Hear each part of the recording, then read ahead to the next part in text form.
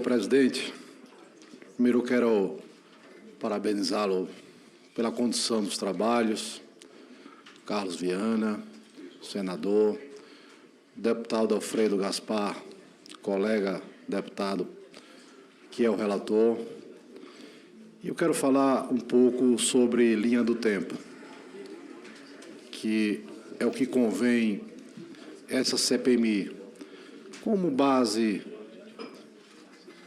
balizadora de datas que foram colocadas aqui.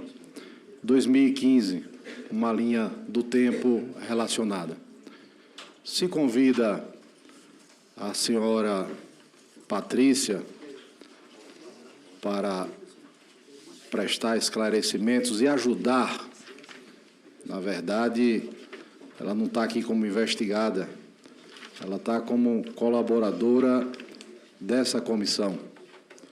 O relator fez várias indagações, todas elas plausíveis, a respondida também pelo conhecimento da função que exerce, mas a senhora Patrícia, coordenadora da Câmara de Revisão Previdenciária, ingressou na carreira de defensora pública federal em 2007.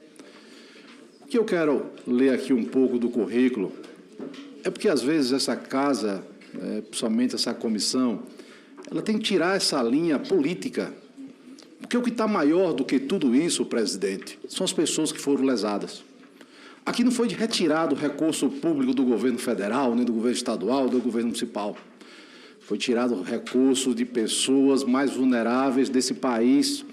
E essa comissão, com grande louvor da direita, ou da esquerda, ou do centro, conseguiu implementá-la. E essa comissão tem um dever político e moral para não ser mais uma pizza fatiada do longo depois de 6 meses, como várias outras que foram, e eu falo como cidadão brasileiro, que é o meu primeiro mandato como deputado federal, que quando se inicia, já se diz que é uma pizza, só que agora é muito grave. As pessoas que foram lesionadas, enganadas, sucumbidas do seu direito de aposentados, que são valores de 30, 40, 50 reais mensal. Para mim, pode ser pouco. Mas para a dona Chica, que mora na Baixa da Berlenga, que teve 17 filhos, que criou seus filhos e netos, é muito. E essas pessoas, quero de nós parlamentares, que sejamos maior do que Lula, do que Bolsonaro, do que Temer, do que Dilma, que foram presidentes dessa república, que essa linha do tempo nunca vai passar na minha cabeça que um presidente da república é conivente com o roubo dos aposentados. Nunca vai passar pela minha cabeça. Nunca que Bolsonaro autorizou, nunca que Dilma ou Temer, ou o próprio Lula, que vai passar na minha cabeça que 40 reais foram tirados dessas pessoas.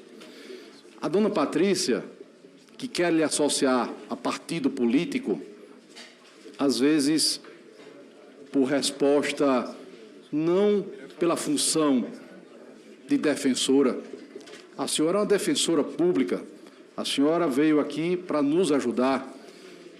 Então, eu quero aqui, presidente, muitas perguntas eu formulei para fazer à dona Patrícia, mas foram perguntadas pelo eficiente deputado Gaspar, por vários colegas aqui que estão nessa casa. Mas eu tenho uma pergunta, porque ela citou 2019 e foi contraditada exatamente porque disse que no cargo 2019, mas pela imprensa anteriormente. Ela falou como funcionária, não como pessoa. Dona Patrícia, quais foram as ações da DPU em respostas às denúncias dos descontos de empréstimos consignados que explodiram durante 2019 a 2022? Se houve alguma ação civil pública? Em 2019? De 19 a 22.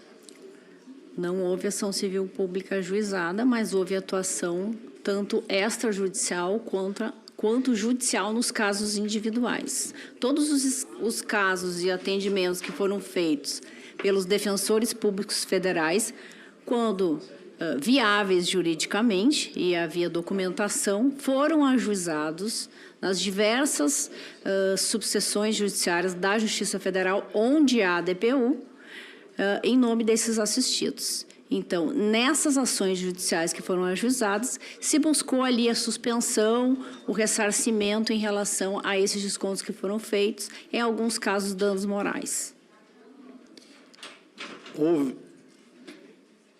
A Defensoria chegou a recomendar medidas administrativas ao INSS, ao Ministério e ao Ministério da Previdência na época, entre 19 e 22? Somente por meio do GTI da Previdência, que eu tenho conhecimento. Essas medidas administrativas, elas iniciaram ali com a participação da DPU no GTI, que iniciou a partir de 2020.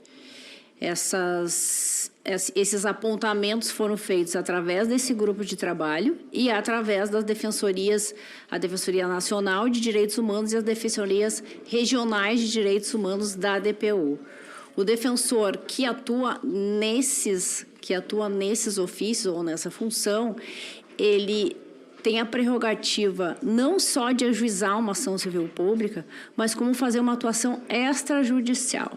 Nesse sentido, a Defensoria Pública da União prioriza muito a resolução extrajudicial, porque muitas vezes ela é mais efetiva. Não basta eu ajuizar uma ação civil pública e depois ela não vai ser devidamente executada, por vários motivos e questões operacionais. Então, a avaliação ela é feita pelo defensor de ajuizar uma ação ou fazer uma recomendação ou uma atuação extrajudicial. Isso em termos coletivos. Em relação às questões individuais, caso a caso, o assistido que procurou a Defensoria Pública da União, que tinha um desconto associativo, o defensor vai fazer o quê? O que ele fazia? Ele ia no sistema, pedia a exclusão desse desconto associativo. Ele enviava ofício para a entidade associativa, questionando e solicitando cadê o contrato, cadê o termo de adesão e postulando a devolução dos valores. Em alguns casos, houve a devolução, em outros, não. É isso que era feito. Ao mesmo tempo, ele também poderia ajuizar uma ação postulando aí a devolução desses valores. Então, essa análise ela é feita caso a caso pelo Defensor Público Federal. É possível constatar algum padrão regional, mais reclamações em determinados estados, ou o problema é generalizado em todo o país? Se houve um ranking de bancos que são maiores alvos das queixas e das entidades, há algum levantamento com o cruzamento desses dados? Eu acredito que o problema é generalizado no âmbito nacional, ele não está restrito a algumas ou não regiões. Esses levantamentos de dados, eles foram realizados pelos órgãos competentes de controle, de fiscalização. Tribunal de Contas da União tem dados, a Controladoria Geral da União tem dados, a Defensoria Pública da União tem dados com base nos processos de assistência jurídica que são abertos em virtude dos atendimentos que são feitos pelas pessoas assistidas que não possuem condições de pagar um advogado. Então, os dados que a Defensoria Pública da União são a partir das ações que foram ajuizadas. Inclusive, todas as ações que foram ajuizadas pela Defensoria Pública da União em relação a descontos associativos podem ser solicitados, inclusive, ao próprio Poder Judiciário. Já em 2019, o atual presidente da época emitiu um MP 871 de 2019. Louvável MP, mas com conhecimento já das fraudes do INSS já no início do seu governo. Mas o projeto, por que me causou estranheza, o presidente vetou ainda o dispositivo que proíbe a instituições financeiras que possuem acordo ou convênio com o INSS de direcionar publicidade, ofertas e empréstimos pessoais ou cartão de crédito para os benefícios do INSS. O Ministério alega que a proibição atenta contra os princípios da livre iniciativa prevista na Constituição. Muito obrigado. É a última pergunta, deputado. Pois não, a resposta, senhor. O deputado se refere à medida provisória que fala da revalidação dos descontos, é isso?